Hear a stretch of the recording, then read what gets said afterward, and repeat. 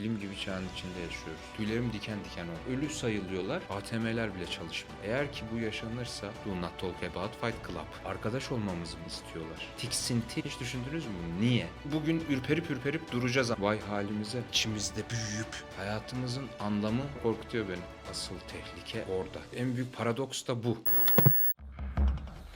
We're looking at Oscar, the first human modular prototype that is able to live in various setups. I'm going to connect the brain to the heart module to activate the blood circulation. Now, the lung is going to start breathing. You can see both organs are now collaborating.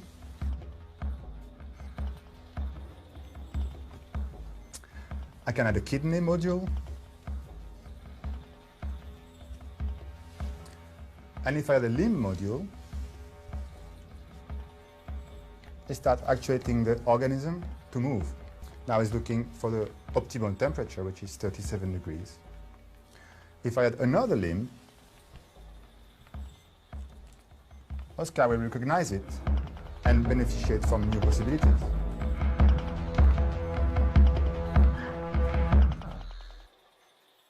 Kendinizi bir tuhaf hissettiniz, değil mi? Evet, bu yaratığın, yani bu insan parçalarıyla oluşan şeyin adı Oscar. Half-Life diye bir oyun vardı. Eskiden oynardık, böyle bir anda üzerimize sıçrayan küçük yaratıklar vardı. Oscar aynı onlara benziyor. Bu izlemiş olduğunuz video, insan artık tanrı oldu. İnsanın yarattığı ilk canlı başlığıyla sosyal medyada viral olmuştu. Sürekli paylaşılmıştı. Hatırlayanınız vardır belki de. Laboratuvar ortamında yaratılan ilk canlı denilmişti. Kök hücre ve 3 boyutlu yazıcılar kullanılarak modüler insan parçaları üretilmesi. Oscar. Ancak sonrasında anlaşıldı ki bu izlediğimiz video ve bu Oscar yaratığı aslında bir kurgu. İzlediklerimiz bir bilim kurgu hikaye anlatıcılığı. Yeni çeşit bir bilim kurgu hikaye anlatıcılığı. Bilim kurgu sinemada, kitaplarda ve bilgisayar oyunlarında karşımıza çıkıyordu. Ama bunun türüne online storytelling deniliyor. Yani çevrim içi hikaye anlatıcılığı. Tabii bugünümüzde bu sosyal medyanın ve internetin bu kadar gelişmesiyle sanat anlamında da yeni tarzlar ortaya çıkarmış oluyor. Yani Oscar, Hollandalı bir yönetmenin 55-60 sayısıydı galiba, 55-60 bölümlük bir video serisinin bir parçası bu izlediğiniz ilk video. Yani Oscar bir kurgu ama bu gerçek. Bilim adamları gerçek insan dokusu ve damarı kullanarak ilk kez 3 boyutlu bir yazıcıda kalp üretti. Hatta 10 yıl içinde birçok hastanede organ üretici bu 3 boyutlu yazıcılardan olacağını iddia ediyorlar. Bu 3 boyutlu yazıcılar çok ilginç bir teknoloji gerçekten de. Üstelik her alanda da kullanılmaya başladı. Belki de ileride bir fabrika bu 3 boyutlu yazıcılarla insan bedenleri üretmeye başlayacak seri bir halde. Kim bilir? Benim endişe ettiğim bir gelecek öngörüsü vardı. Daha önce bahsetmiştim size. Vasıfsızlaşan insan. Şimdiden daha birçok inşaat işçisi de bu 3 boyutlu yazıcılar dolayısıyla işlerini kaybetmiş durumdalar. Makinalar sadece fabrikalardaki insanların işsiz kalmasına neden olmuyor. Aynı zamanda birçok sektöre de yayılmış durumda. Yani aslında teknoloji hızla ilerlerken insan da hızla yararsızlaşıyor diye düşünüyorum. Bence en büyük paradoks da bu. Evet, teknoloji sağlık anlamında, refahımız anlamında çok olumlu etkilere sahip. Ama peki ya insan olarak hayatımızın anlamı ne olacak? Bu konuyu da konuşalım birazdan. Şimdi mesela bu ilk gösterdiğim Oscar kurgu da olsa böyle bir ilk izlerken tabii kurgu olduğunu bilmiyorduk. İçimiz bir tuhaf oldu, bir ürperdi, değil mi? Birazdan bu ürpertinin, bu tuhaf duygunun nedenini de konuşalım. Çok ilginç bir yere varıyor gerçekten. Ama şimdi size başka bir gerçek daha göstereceğim. Bence bayağı bir çığır açan ama ileride de çığırından çıkmaya müsait bir olay. Hiç Xenobot sözünü duydunuz mu? Bilim insanları ilk kez yaşayan, organik yani canlı ama programlanabilen bir robot ürettiler. Ama robot gibi de değil. Yani mekanik, metalden, makineden oluşma da değil. Biyolojinin birleşimiyle ortaya çıkan yeni bir tür aslında. Yaşayan robotlar. Organik, canlı robotlar. Bu robotlar ya da canlılar ya da canlı robotlar kök hücrelerden oluşturulmuş bir yaşam formu. Xenopus laevis. Kurbağalardan alınan hücrelerden oluşturuldular. Araştırmacılar bu xenobotları üretebilmek için süper bilgisayarlardan yardım aldılar. Yani bu xenobotlar programlanabilir yaşayan robotlar olsa da aslında tamamen organik ve yaşayan dokulara sahipler. Bu nasıl oluyor? Nasıl bir teknoloji? Üstelik herhangi bir forma ve şekle sokulabiliyor. İşte zaten bu yüzden onlara robot deniliyor. Belirli işlevleri yerine getirebildikleri için de programlanabilir oluyor. Bu xenobotlar çok enteresan gerçekten de. Üstelik bu milimetrik boyutlardaki canlı robotlar kendilerini hasar gördükleri zaman yenileyebiliyorlar. Ve hatta size bir şey söyleyeyim, çoğalabiliyorlar. Kendi kopyalarını oluşturabiliyorlar. Ve bu canlılar insan vücudunda belli başlı ilaçları da taşıyabilir ileride diyorlar. İnsan vücudunda mı? Yani insan hücrelerinin faaliyetlerini de kontrol edebileceğinden bahsediyorlar. Bunu kime soracaklar? Yani bizim haberimiz olacak mı böyle bir şeyden?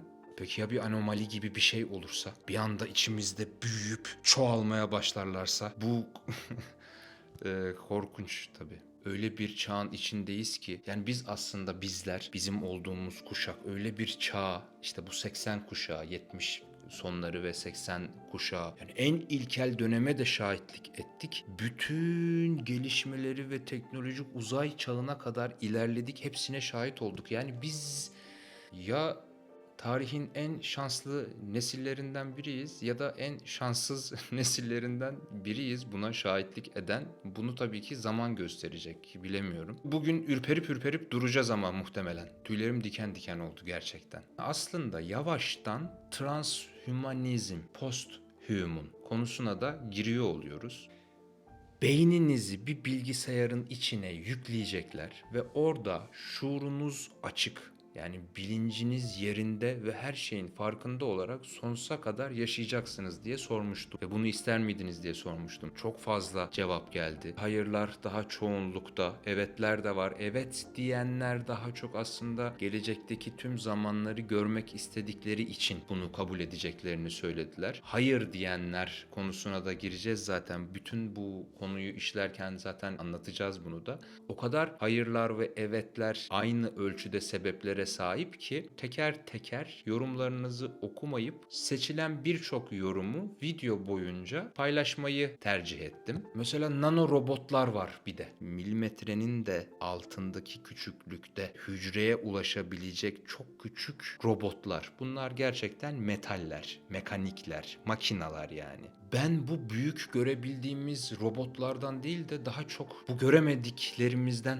korkuyorum. Bu ürkütüyor beni aslında. Nanoteknoloji. 1959 yılında fizikçi Richard Feynman ilk kez bu nanoteknoloji kavramından bahsetmiştir. Nano boyutlardan bahsetmiştir. Sonra bilim adamlarının nano parçacıklara olan ilgisi artmıştır ve bunun üzerine çalışmalar yapmaya başlamışlardır. Sadece yapay zeka anlamında değil, aynı zamanda biyoteknolojiyle de entegre ederek çalışmalar yapmaya başlamışlardır. Yani nano robotiğin amacı tek bir hücreden, bir mikro işlemciden bile daha küçük boyutlarda ve o boyutlarla girebileceği sistemin içinde bilgi alma, işleme ve işlenen bilgiyi de eyleme dönüştürme gayesiyle ortaya çıkmıştır. Mikroçipler, nanoteknolojiyle insan vücuduna entegre edilmesi. Bu da aslında yine dönüp dolaşıp bu transhumanizm, posthuman kavramına geliyoruz. Yani insanı aslında organik bir canlıyken inorganik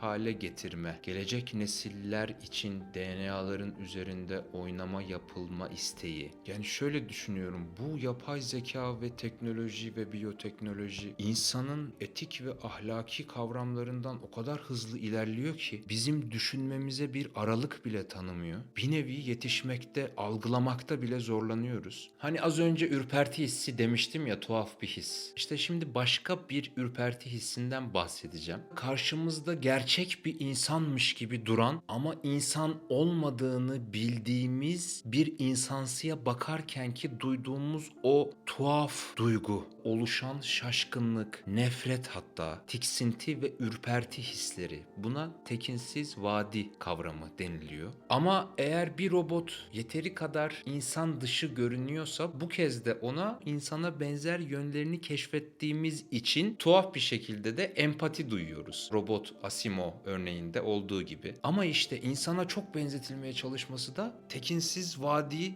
durumuna itiyor bizi. Çok garip. Gerçekten çok enteresan. Algıda belirsizlikten bahsediyorum aslında. İşte bir grafikle anlatılır. Hatta grafiğin çukur olan yerine vadi demiştir Japon bir bilim adamı. Robotun o tekinsiz vadi denilen yerde sıkışıp kalması insana benzeyen özelliklerini, yönlerini övmemiz yerine insana benzemeyen özelliklerini aşağılamamıza itiyor bizi. Bu duyguyu da bilen bilim adamları hala daha %100 insana benzeyen robotlar, makinalar yapma yarışı içindeler. Peki ama neden? Hiç düşündünüz mü bunu? Niye? Ex Machina diye bir film vardı ve Artificial Intelligence filminde o karakterlerle empati yaptığımız duyguya getirmek istiyorlar bizi. Peki soruyorum, yani düşünüyorum, niye insana benzeyen makineler yapma gayretimiz var? Bu sorunun cevabı hala da çok büyük bir muammadır benim için. So, hold on. Can you solve this puzzle for us? Can robots be self-aware, conscious, and know they're robots? Well, let me ask you this back. How do you know you were human? Zaten makinelerin işsizleştirdiği insan sayısı gün be gün artarken ve bu insansı robotları fabrikalarda çalıştırmayacaklarına göre, yani evlerimizde, temizlik işlerinde, yemek işlerinde falan çalışacaklar gelecekte muhtemelen. Ya da onlarla arkadaş olmamızı mı istiyorlar? Ki yani bilmiyorum, bileniniz vardır belki de. Bu insansı robotlarla evlenen insanlar da var. Peki bu insanı gerçek insandan uzaklaştırmayı, insanı daha da yalnızlaştırmayı ve daha asosyal, bireysel birer varlıklar haline dönüşmemizi sağlamıyor mu diye soruyorum. Peki ya bu yapay zeka dostluk kurmak için insanı değil de kendi ırkını seçerse? İki yapay zeka aralarında kendi yarattıkları bir dil kullanmaya başladı. İki yapay zekanın aralarında iletişim kurarken İngilizce yerine bambaşka bir dil kullandıkları ortaya çıktı.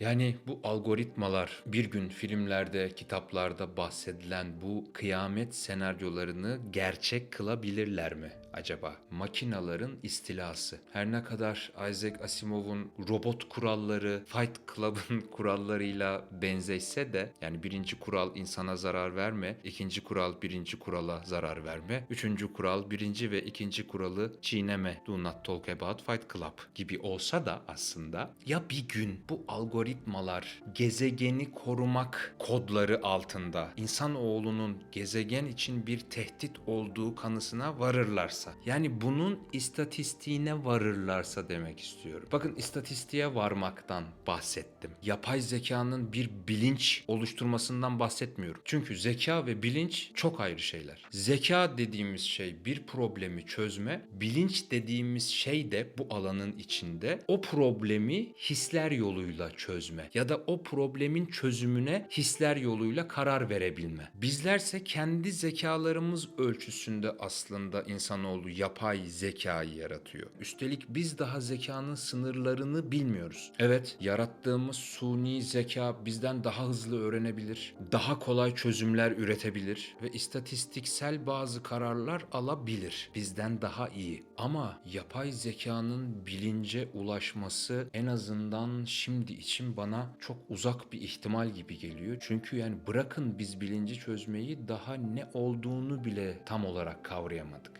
Tabii bu xenobotlar gibi canlı varlıklardan bahsetmiyorum aslında. Yani hissettiğim şey, asıl tehlike orada. İleride bu xenobotlar bilinç belirtileri gösterirse, yani bir şekilde mutasyona uğrarlarsa ve düşünüyorum bu mutasyon insan ve xenobotların DNA'larının bir genetik entegrasyonu yoluyla olursa, vay halimize. Yani o zaman gerçekten gerçek anlamında yeni bir insan ırkından bahsedebiliriz. İnsan ırkı bile değil, aslında ona insan da demeyiz. Tamamıyla yeni bir tür. Yani evrende oluşan yeni bir türden bahsediyor oluruz böyle bir durumda. Bu xenobotlar korkutuyor beni.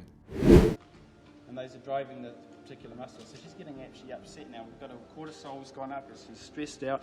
Hey, sweetheart, it's okay. And she's listening to my voice and everything. So it's like, hey, don't cry, it's okay. Okay, so now we're going to be a bit more cruel and actually remove her face.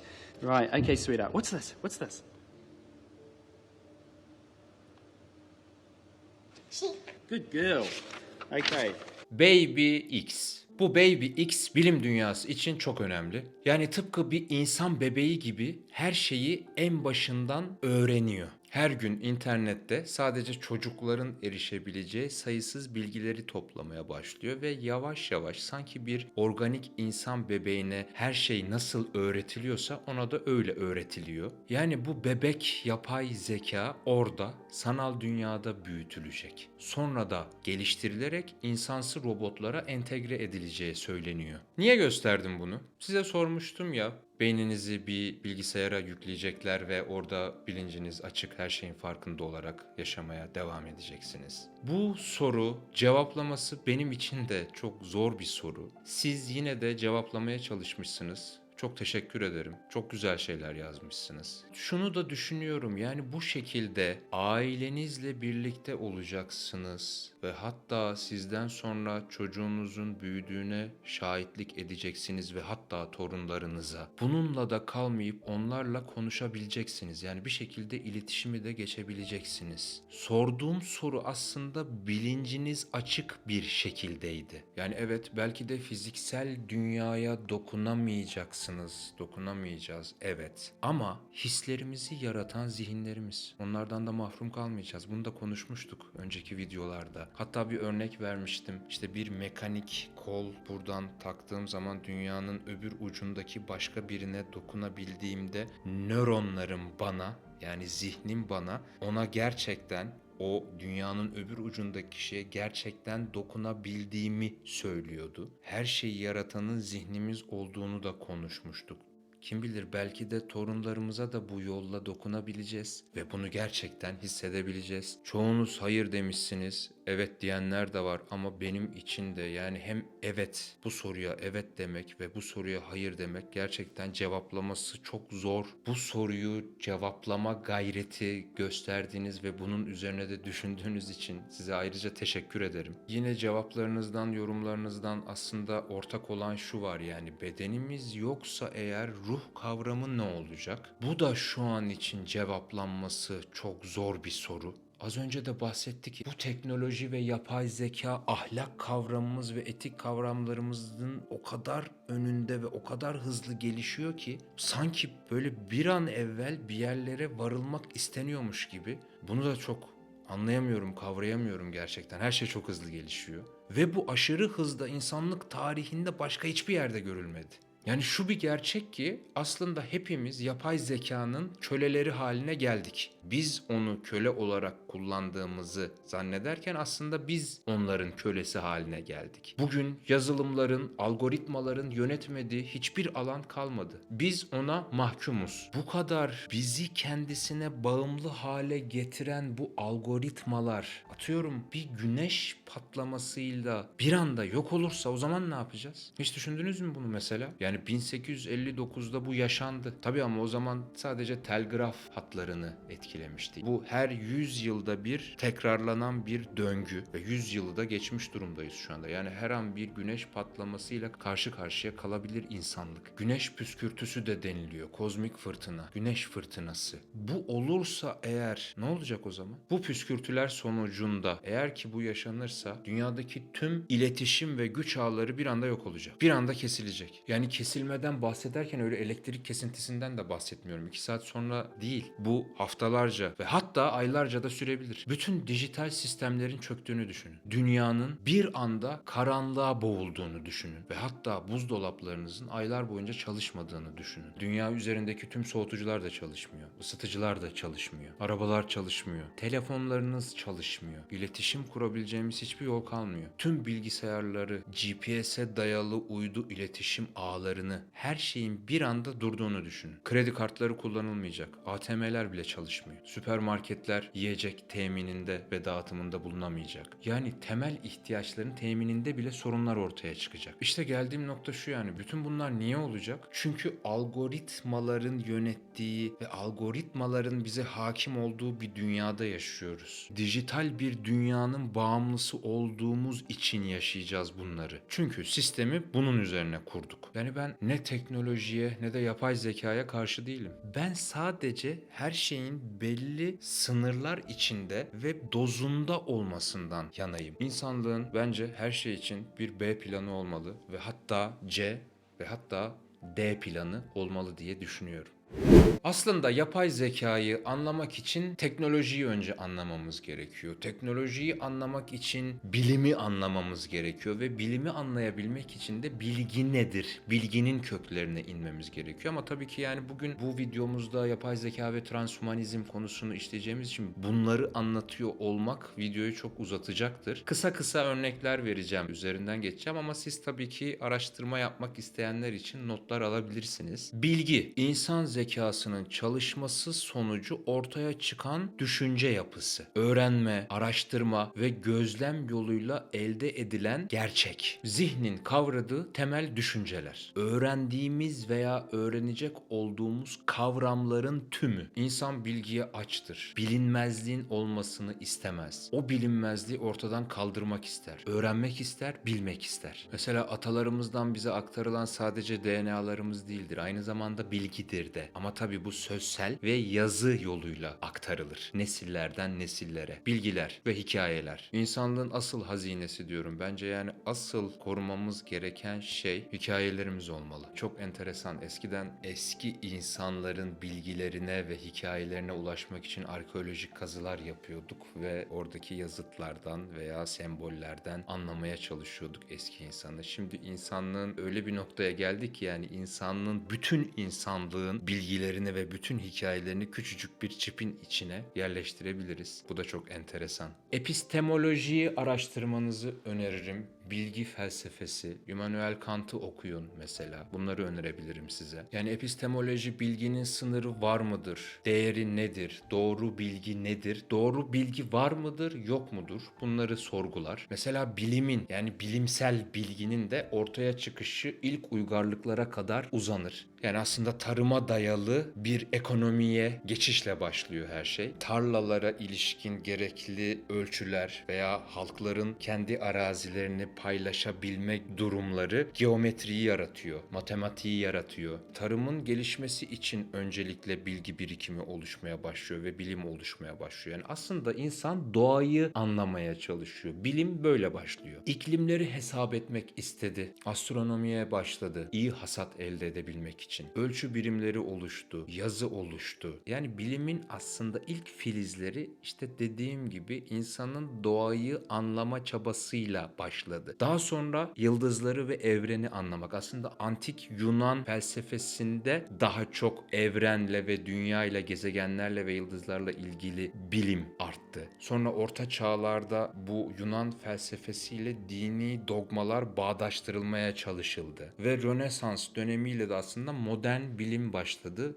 diyebiliriz. Özellikle matbaanın icadıyla birlikte fikirler, düşünceler daha çabuk bir şekilde küresel anlamda dünyaya yayılmaya başladı. Mesela matbaanın icadı da aslında bir nevi yapay zekadır, bir makineleşmedir. Ve tabii ki bunların hepsi de teknolojiyle aslında entegre edilmiştir. Yani bilimin öğrenilmesiyle, yani doğayı anlamaya çalışan insan elde ettiği bilgiyi kendi yararına uygulamaya başladı da diyebiliriz. Kendi ihtiyaçlarına, kendi gereksinimlerine göre araçlar ve gereçler yapmaya başladı insan. Mesela Sümerler taşan Fırat ve Dicle nehirlerini kontrol altında tutabilmek için, çünkü tarımlarına zarar vermesin diye, kanal sistemlerini, suyu nasıl yönlendirebileceklerini keşfettiler. Sonra sürücülerin hayvanları yönlendirdiği 2 tekerlekli araba o dönemlerde icat edildi. Bunlar hep o dönemin teknolojik gelişmeleri. İstedikleri kolaylıkları sağlayabilmek için edindikleri bilgileri icatlara çevirdiler.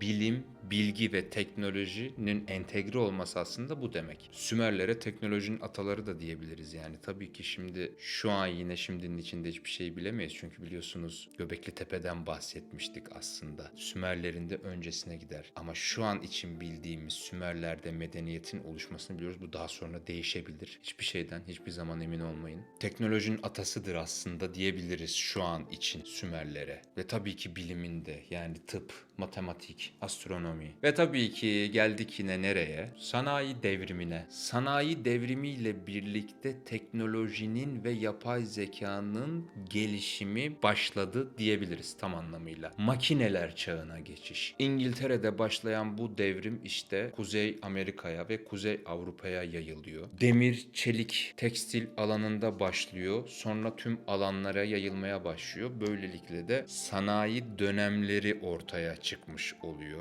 Buhar gücüyle çalışan makineler, araçlar. Sonra tabii bu araçların, makinelerin yerini elektrik ve benzinli olanlar alıyor. Tabii bu makineler çağıyla birlikte şehirlerde inanılmaz sayıda fabrikalar açılıyor ve bu fabrikaların açılmasıyla insanlar kırsal bölgelerini, aslında topraklarını terk edip şehirlere göçmeye başlıyorlar. Şehirlerde insan sayısı artınca yaşam şartları iyice kötüleşmeye başlıyor ve hatta çocuk işçiler bile çalıştırılmaya başlıyor fabrikalarda. Tarım alanları, ormanlar yok olmaya başlıyor çok hızlı. Hava kirliliği başlıyor ve bu makineleşme çağında, sanayi devriminde gelişimi ve teknolojiyi elinde bulunduranlarsa henüz daha bu gelişime, bu çağa ayak uyduramayanları sömürmeye başlıyor. Aslında sömürgecilik de başlamış oluyor. Birinci sanayi devrimi aslında başlamış olan o ilk makineleşme, çelik ve tekstil sektörü, yani kömürden ve buhardan makineleri kapsıyor. İkinci sanayi devrimi elektriğin ve benzinin kullanılmasıyla üretilen yeni otomobiller, uçaklar ve tabii bir de doğalgazın da kullanılmasıyla ve 1960'lardan sonra da aslında bilgisayarın keşfedilmesiyle de üçüncü bir sanayi devrimine geçmiş oluyor insanlık. Ve şu an içinde bulunduğumuz yapay zeka ve biyoteknoloji alanında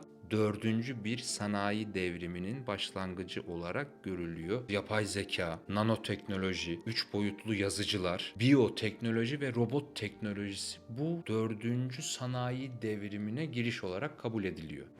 Gelelim yapay zekaya. Bugün bile daha açıklanamamış, kavranamamış bu antik Mısır medeniyeti aslında yapay zekanın başlangıcı olarak kabul edildiği söylenir. Antik Mısır kaynaklarında bu konuyla ilgili çizimlerin olduğu ve hatta bazı yayınların olduğundan bahsedilir. Antik Mısır'da insanları mumyalaştırma aslında transhumanizmin ilk filizleri gibi geliyor bana. Bedeni dondurma ve sonra o bedenin canlanacağına inanma. Bu inanış içinde bulunduğumuz çağa da sirayet ediyor. Bilmiyorum, biliyor musunuz? Şu an dünya üzerinde dondurulan 300'lü sanırım sayısı insan var. Bu dondurarak saklama işlemi kalbi durduruyorlar. Kalp durduktan hemen sonra yapılıyor. Ve bir tüpün içine konuluyor. Aynı aslında filmlerde yıllar önce izlediğimiz gibi. Hücreler ölmeye başlamadan önce buzsuz dondurma yöntemiyle muhafaza ediliyor. Bu da çok ilginçtir. Araştırmanızı öneririm. Yani bu kişiler hatta yasal olarak ölü sayılıyorlar ama biyolojik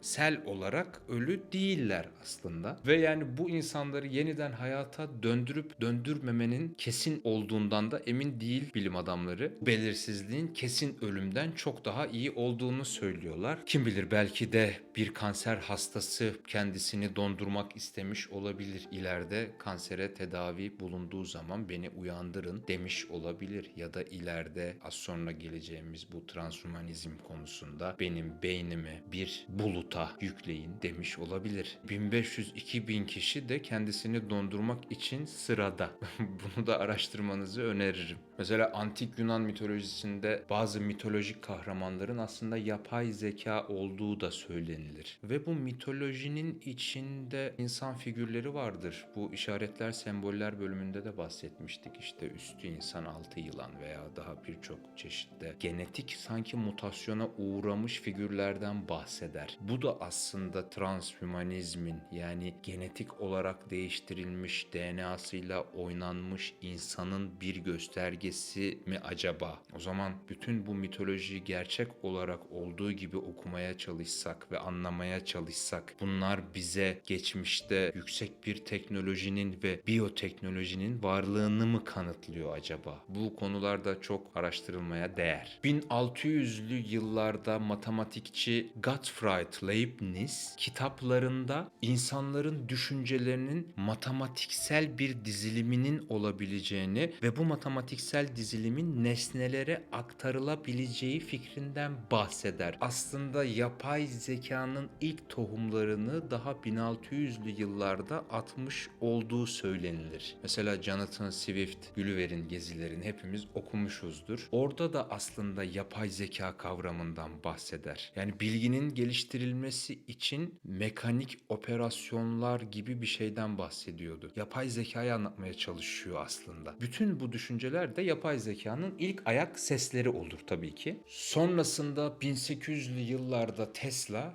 radyo dalgalarıyla suyun üzerindeki küçük oyuncak bir gemiyi hareket ettirmeyi başarır. Ve buna da ödünç alınmış bilinç ismini koyar. Çok güzel bir tarif olduğunu düşünüyorum bunun, yani yapay zekadan ödünç alınmış bilinç. Aslında yani evet, bizden ödünç alınmış bilinç. Biz zekamız kadar yapay zeka, suni zeka üretiyoruz. En güzel betimlemesini de Tesla yapmış zamanında. 1900'lü yıllara geldiğimizde de İspanyol mühendis Leonardo Torres ilk satranç oynayabilen makineyi yaratır. Otonom olan bu makina hiçbir insanın etkisinde, bir insanın yardımı olmadan kendi başına sürekli satranç oynamaya devam edebilmektedir. Hatta bunun gelişimi 90'lı yıllarda Deep Blue diye bir bilgisayarın Rus satranç şampiyonu Kasparov'u yenmesine kadar gider. İnsan ve yapay zeka arasındaki ilk amansız mücadeleyi sembolize ediyordur. Bakın, yine sembollerden bahsettik. Ve 1920 veya 21 yıllarında Çek yazar bir oyununda ilk kez robot kavramını kullanır. Fabrikada yapılan yapay insanlar kavramına robot ismini koyar ve robot ismi de buradan doğmuş olur. Oz Büyücüsü filmini hatırlarsınız. Filmde kalpsiz metal adam vardır. Yani sanki aslında bu Çek yazarın robot kavramı ve oyunundan esinlenilmiş gibi duruyor oradaki robot kavramı da. Ve bu gelişmelerden sonra da sanatın içinde de bu kavramlar yayılmaya başlar. Bununla ilgili filmler çekilir. Space Odyssey filmini izlemediyseniz izlemenizi tavsiye ederim. İnanılmaz bir yapay zeka vardır orada. Ve 2. Dünya Savaşı'nda İngiliz bir matematikçi Alan Turing makineler düşünebilir mi diye sorar ve hatta Enigma adında bir makine tasarlar. Bunun filmleri falan da yapıldı. Muhtemelen belki izlemişsinizdir. Ve bu makine bir kod kırıcıdır, şifre kırıcıdır. Almanların birbirleriyle 2. Dünya Savaşı sıralarında Almanların birbirleriyle yazıştığı şifreyi kıran bir yapay zekadır aynı zamanda. Ve kırmayı da başarır Enigma ve bu 2. Dünya Savaşı'nın seyrini de değiştirmiş olur. Ve hatta sonra Turing deneyi diye de bir şey ortaya çıkar. Yani şöyle bir deneydir. Yapay zekanın bir insanı insanmış gibi olmasına ikna edip edemeyeceğini deneyler. Duvarla ayrılmış bölmelerde bir gönüllü bir insan vardır ve karşısında, duvarın arkasında da 2 kişi vardır. Birisi yapay zekadır, diğeri de başka bir insandır ve yazışmaya başlar. Eğer ki yapay zeka gönüllü insanı insan olduğuna ikna ederse yapay zeka bu testi geçmiş sayılır. Bence bu dünya savaşları, sanayi devriminin sonrası, teknolojik olarak güçlenen devletlerin kimin daha güçlü olduğunu kanıtlama savaşlarıdır aynı zamanda diye düşünüyorum dünya savaşlarının. Dünyaya hükmeden en iyi teknolojiyi, en iyi makineleri elinde bulunduran olacaktır ki öyle de olmuştur zaten. Şimdi de yapay zekayı elinde bulunduranlar aslında geleceğe hükmetmiş olacak. Yapay zekayı geliştirme güdüsünün savaş teknolojilerini geliştirme güdüsüyle eşdeğer olduğunu düşünüyorum. Bahsetmiştik ya, çok aşırı hızlandı. Bu hızın da gücünü diğerine bu şekilde kabul ettirme arzusundan kaynaklı olduğunu düşünüyorum. Mesela Rusya bunu çoktan dile getirdi. Yapay zeka alanında tekelleşen dünyayı yönetecek dedi. Transhümanizm. İnsanın fiziksel ve bilişsel yeteneklerinin geliştirilmesi, yaşlanmanın ve hatta hastalanmanın önüne geçebilmek ve tüm bunları yapabilmek için teknoloji ve bilimden yararlanmak. Aslında tarih boyunca vücudumuza eklenen implantlar, protezler, kalp pilleri, transhümanizmin 3 hedefi vardır. İnsan üstü yaşama süresi, insan üstü zeka ve insan üstü sağlık kalitesi.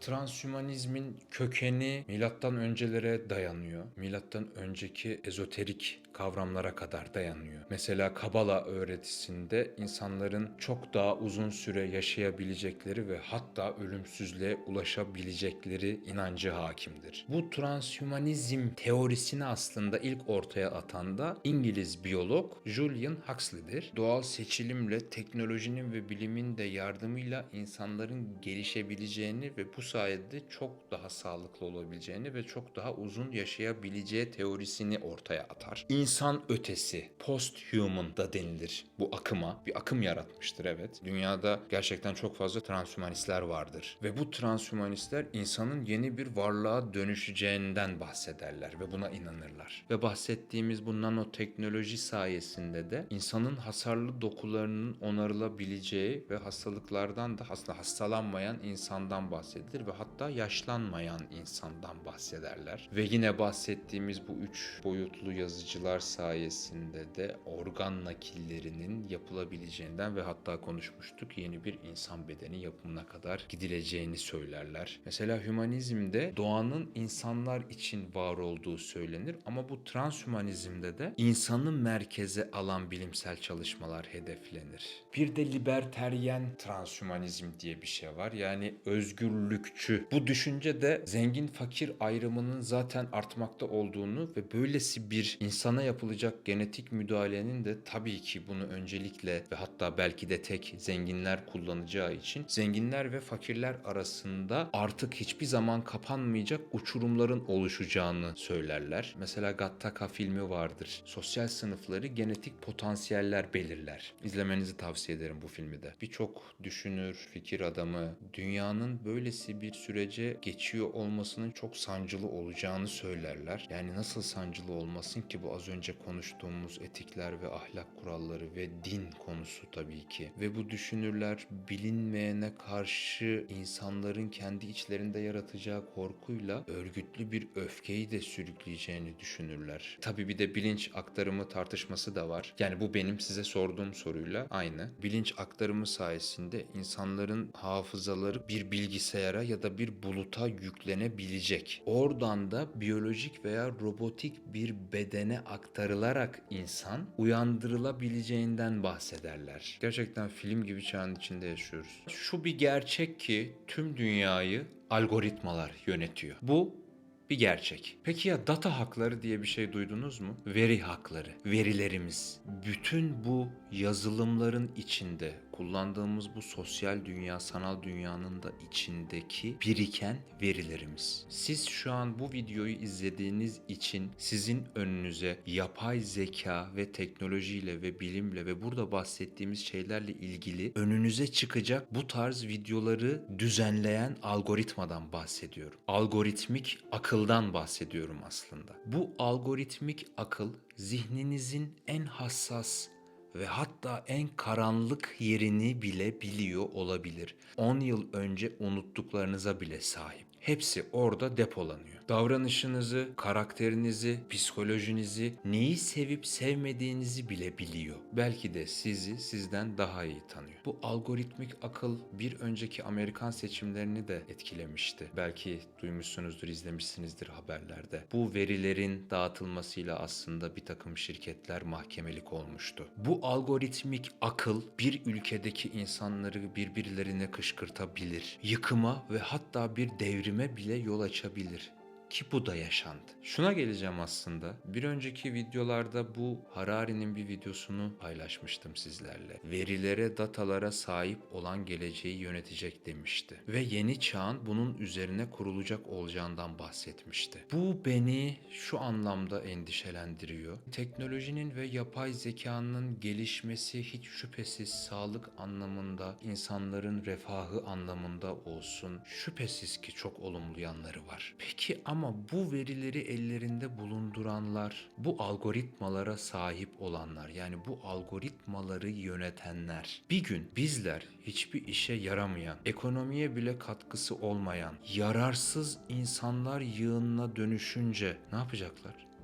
Yani o zaman ne olacak? Yani zamanı gelip de her şeyi, ama yani her şeyden bahsediyorum, her şeyi makinelerin yaptığı bir düzenin içinde, gezegende fazlalık olan, hiçbir işe yaramayan, bir nevi atıklar haline dönüşen insan yığınlarına ne olacak? Yani fiziksel dünyada hiçbir şeye ihtiyacımız kalmadığında, sabah uyandığımızda gidecek bir işimizin bile olmadığı bir dünyada, artık yürümemize bile gerek kalmadığında, o zaman ne olacak? Asıl şeyin yoksunluğunu hissetmeyecek miyiz? Yaşama amacı, hayatın anlamı, yeryüzünde milyarlarca boş boş gezen amaçsız insanlara ne olacak? Bu bence sormamız gereken en büyük soru. Belki de bir süre o amaçsız insanlar sanal dünyaların, yani yaratılan sanal dünyaların içinde kendilerine bir anlam bulmaya çalışacaklar. Ama daha sonra ne olacak? O insanları veri tabanlarına mı dönüştürecekler? Yoksa yapay zekayı elinde bulunduranlar üstün robot teknolojileriyle yeryüzünde bir faydasız insanlar kıyımını mı gerçekleştirecekler? Yani filmlerde, kitaplarda bahsedilen insanlığı yok eden yapay zeka değil de yine insanın kendisi mi olacak acaba? Nüfusu az ve özel olan bir grup seçkin insan aslında bu algoritmayı kontrol edenler, yaşamaya devam ederken diğer bütün insanlar bilgisayarlara yüklenip belki de başka bir gezegende, robotların içinde veya başka bedenlerin içinde uyanmayı mı bekleyecekler? Ya da amaçsız bu insanlar çoktan ekolojisi mahvolmuş dünyanın içinde cehennemi yaşarken bu seçkin insanlar cennetlerini yaşamak için başka gezegenlere mi göçecekler? Kesin olan bir şey var ki insan her geçen gün Tanrı olma iştahına, Tanrı olma arzusuna ilerlemesini inatla sürdürüyor. Yaratma ve yok etme. Evet, yapay zeka da biyoteknoloji de ilerlemeye devam edecek. Bunun önüne geçemeyiz. Ama asıl soru şu: bunu insan türünün yararına mı kullanacağız? Asırlardır bir şekilde hayatta kalmayı başarmış koca bir türün yok oluşunu mu izleyeceğiz?